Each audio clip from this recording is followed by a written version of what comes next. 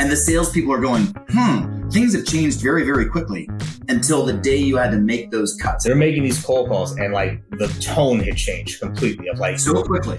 Do you know what's going on? You're calling me right now? Do you know I can't even open my practice? So deals were getting pushed, deals were getting in wait, but then the prospecting, that's where we saw the biggest shift in like. There you go. And then what did these SDRs, BDRs start saying to your leaders? Like, hey, we're getting hammered here. Hey, what's this going to mean for us? Are you going to lower our quotas? What's happening next? Are we, are there going to be layoffs? How do you encourage, the companies you're working with and the people you're working with to make decisions during tough times? Fear does, right? The 3 F's of fear: fight, flight, or fear. Freeze, right? Fight, flight, freeze. So some people make fight decisions where they just go out fighting, right? And it's just, all right, and that goes one way. Or they flight, they leave, or they just send everything away, or they freeze, they do nothing.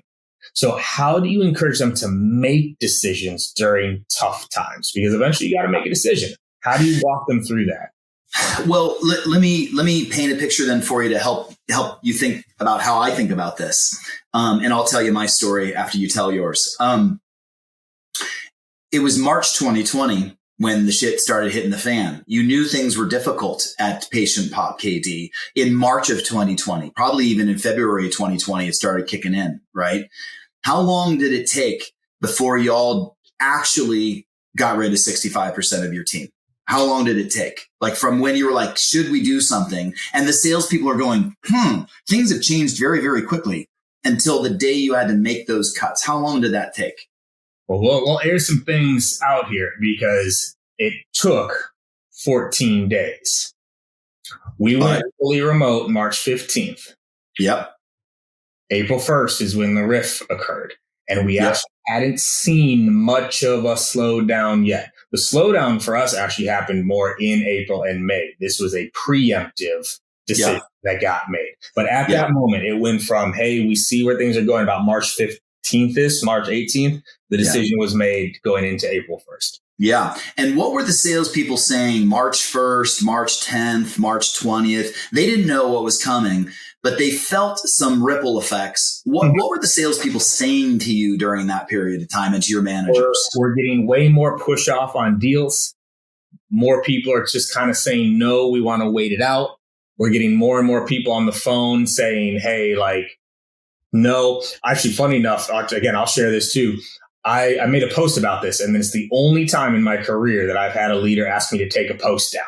Only time in my entire career. But I made a post that I told our whole outbound team to pause for the day because we were making cold calls and they were getting ripped to shreds on these calls. It was that same week. It was actually March 12th and 13th. Of like, they're making these cold calls and like the tone had changed completely of like, so quickly. Do you know what's going on? You're calling me right now? Do you know I can't even open my practice? Like that was the big one. I remember I posed like, yo, quick pause. We got to figure out how to navigate this better. And then one of our senior leaders reached out like, hey, like we just don't want people thinking things are bad. I'm like, okay.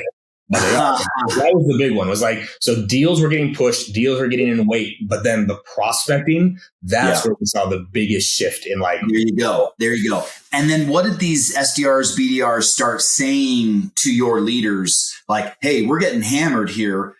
What did they start saying? Did they start saying things like, hey, what's this going to mean for us? Are you going to lower our quotas? What's happening next? Are we, are there going to be layoffs? Yeah. So did they start saying that stuff? So no, they didn't get into those later ones because you got to remember, these were the glory days of SaaS. No one had experienced a tough time. Like that wasn't even a thought for most people in terms of layoffs didn't get asked at all. That actually caught everybody off. No kidding. Okay. Everybody. But the quota reduction questions were coming in of like, hey, like, how am I going to hit my quota? Like I can't even talk to anybody. They're pushing off. Like, what are we going to do here? And interestingly enough, I did make a request of like, based off how our conversion rate metrics and everything are affecting, we may need to make an adjustment here, right? because otherwise we can lose people, right? And we won't be able to maintain through this. But yeah, that was it. Quota. Yeah, no, exactly. So our, just like same as you, the business I was in at the time, just all of a sudden just fell off a table. And the sales reps, I mean, we had 550, and they were saying, hey, what's happening? Are you going to lower my quotas? And are there going to be layoffs? And behind the scenes, as a leadership team, we're talking about what we should be doing. And at one point, one of the senior, C-level people came to me and said, we were talking this through, and just off the cuff said, KG, just, let me know what how I can help you. And I said, stop. Before you get off of the call, I'm going to tell you exactly how you can help me. We make this decision and execute on it very quickly, because what happens on the sales floor is that the sales reps start wondering what's happening, what's going to happen, what's happening to me. Am I going to get laid off? Is my quota going to go down? Is my quota going to go up? What is going to happen? And that uncertainty, I'm getting to the answer to your question finally. That uncertainty, Kevin, on the sales floor is the exact reason why I advocate that my sales leaders and the CEOs that I coach do your best to make your decisions as quick as possible, because that water cooler BS, and I say water cooler because it's on Slack now, water cooler BS is actually very destructive to the team. And so when you can make tough decisions quicker, they may not be perfect decisions. No one's going to make a perfect decision, but you can, but make it quicker. So make it as quick as you possibly can. We had to lay off 45% of our sales team, and that was a massive number at the time. And it was one of the worst days, of course, in my life as well. Looking down a spreadsheet with names, and people didn't even know what was, but that undercurrent of uncertainty was awful. Okay. So KD, that's number one. Yeah. Number two, this I learned from one of my favorite leaders I've ever worked for. His name is Jeff Zwelling. He's currently over at StubHub. Are there two-way doors here? Are there two-way doors with this, with this decision? Okay. Can you create a decision such that you can walk back from it easily or not? And if you can't walk back from it, then you want to spend more time deciding whether or not it's the right, decision or not. One of my most recent clients, they were going to make hires, and they're like, but things have changed very, very quickly. And we've got these 3 new hires that are coming on board. There's this ops hire that we're going to make, and then a manager to be named later. KG, what do I do? What do I do? What do I do? And I said to the CEO, first thing you do is you unwind those offer letters to the 3 people that have signed those offer letters. And she goes, oh my God, that's so awful. I'm like, right, it's awful, but that's the right thing to do for your business. And you'd better do that now before they start. And then you do it 2 weeks later. Think through that. And then I said, this manager to be named later. You don't have this manager hire. Don't do that hire.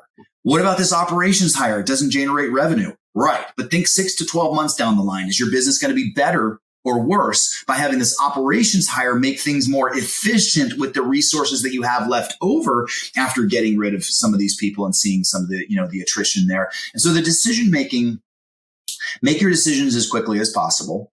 Decide whether or not this is going to be, impactful to your business or not. And sometimes you got to be nice, but not that nice. And so, unwinding these offer letters and going, that's the right thing for the business. Because you know what? Cash is king. If you're the CEO, and heads of sales should think this way too, by the way, even though you may not be on a P&L, you should think to yourself, cash is king. Cash flow for our business is key. So I need to make these cuts. Can I help sustain the business? There's so many variables to this, but make your decision. Look for your two-way doors when you're making those decisions. And remember, cash is king, because if you're out of cash, you're out of business and everybody goes. Mm-hmm. Yeah, no, it's hard. And these are the unfortunate, harsh realities of business and it sucks. It sucks when it happens, sucks to be a part of it, right? Like, it's awful, but it is part of business, right? Like, we can't praise capitalism on one side, but then ignore the demons on the other side. Yeah. Yeah, it sucks, man.